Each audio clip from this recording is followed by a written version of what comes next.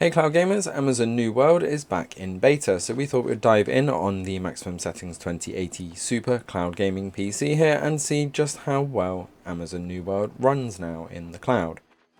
Now, last time we looked at this a few months back, in the first beta, it was running fairly poorly, even on the 2080, but we can see even in town, we are getting dips to 40 frames per second, but still hitting 60 frames per second a lot of the time.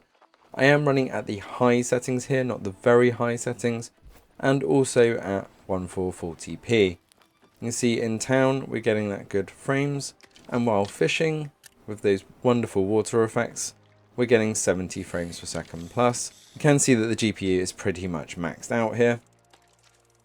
This is a very beautiful looking game and is a very graphically demanding game at that. But Moonlight and the 2080 were more than happy here at 1440 and pushing 60 frames per second pretty much everywhere except for in the middle of populated towns. And there we go, I caught a tadpole, and you must admit that was a pretty big tadpole.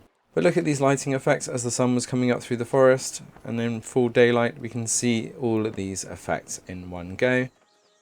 I went for the Fire Mage, which is a bit more of a difficult class to play.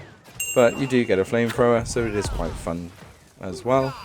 But if you look at the background, just look at those mist effects in this world. It is absolutely stunning when you are moving around. I have got through the first 10 levels here and still no mount, so running around is a little bit of a pain. But just look at the quality of the character model there as we switched around. The lighting effects there of some of the higher level mining things.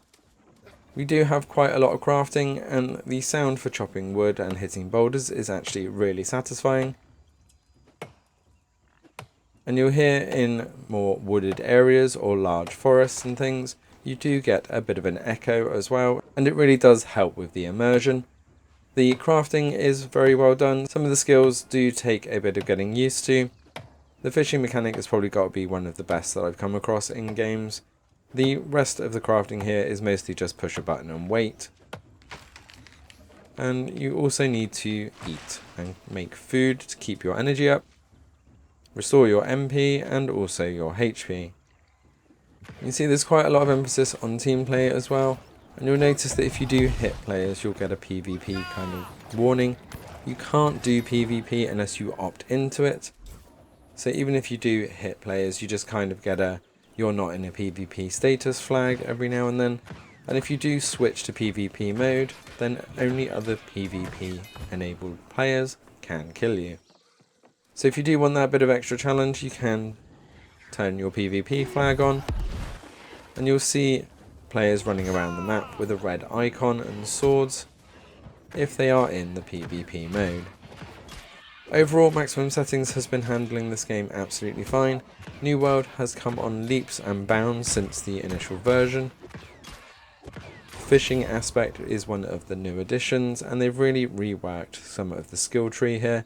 Just look at all the different weapon masteries that you can have here.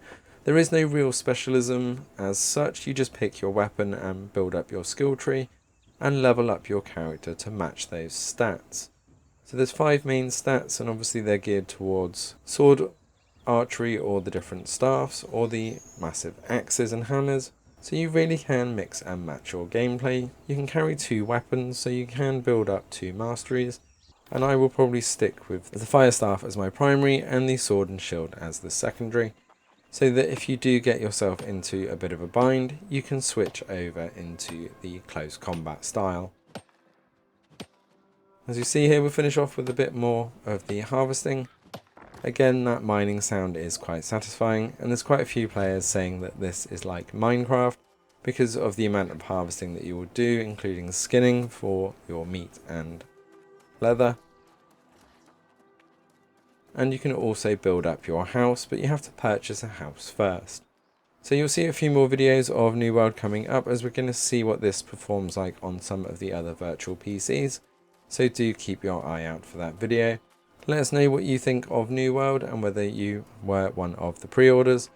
The servers were massively overloaded on the first day, with 8 to 10 servers all being queued at 2,000 to 3,000 people.